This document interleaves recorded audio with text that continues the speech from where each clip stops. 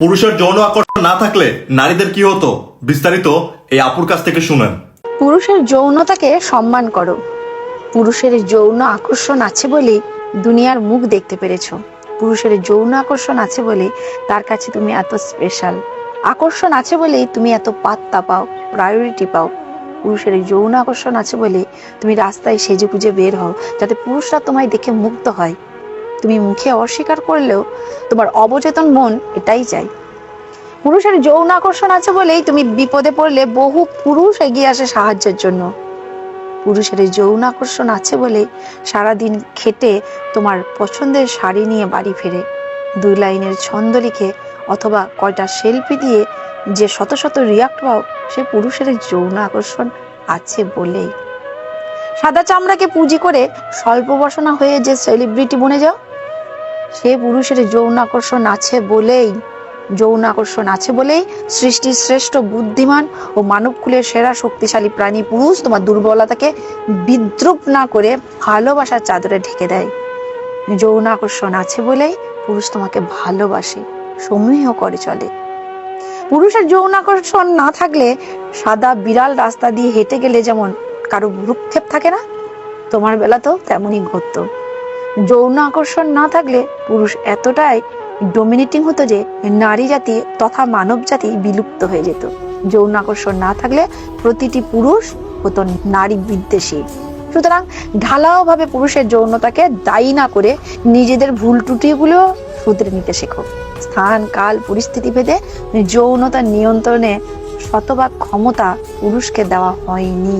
এই সৃষ্টি প্রকৃতির, এই সৃষ্টি না থাকলে জগৎ সৃষ্টি হতো না। শুধুমাত্র যৌনতার মোড় দিয়ে পুরুষকে মরে ফেলবেন না। পুরুষ ভালোবাসতে জানে। ভালো না বাসলে সন্তান পালন করে কেন? ভালো না বাসলে বৃদ্ধ পিতামাতাকে শেষ বসে দেখে কেন?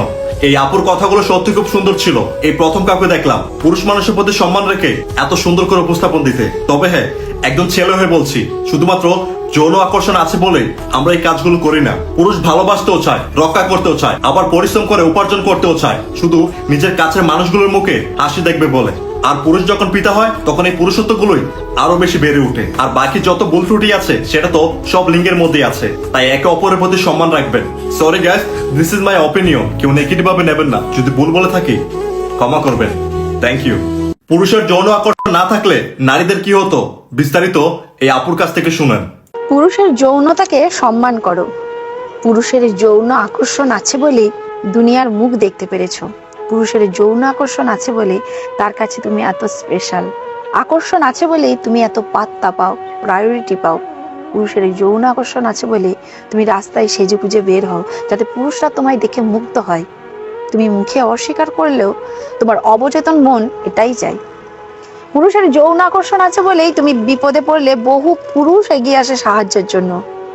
পুরুষের যৌন আকর্ষণ আছে বলে সারাদিন খেটে তোমার পছন্দের শাড়ি নিয়ে বাড়ি ফেরে।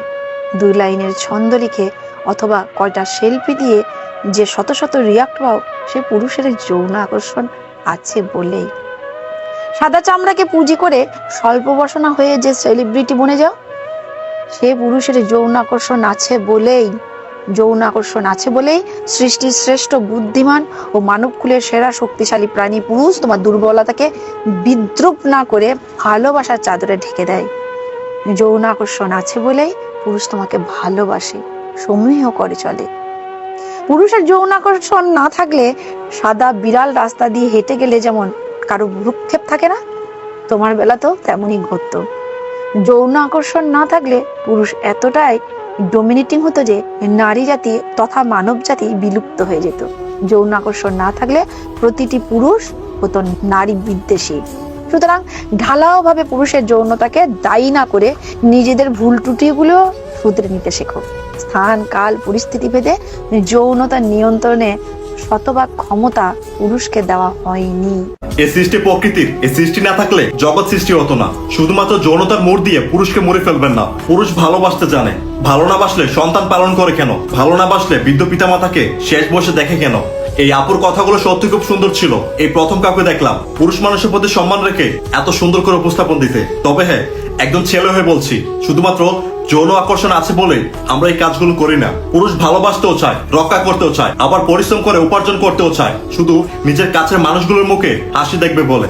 আর পুরুষ যখন পিতা হয় তখন এই পুরুষত্বগুলোই আরো বেশি বেড়ে ওঠে। আর বাকি যত ভুল ত্রুটি আছে সেটা তো সব লিঙ্গের মধ্যেই আছে, তাই একে অপরের প্রতি সম্মান রাখবেন।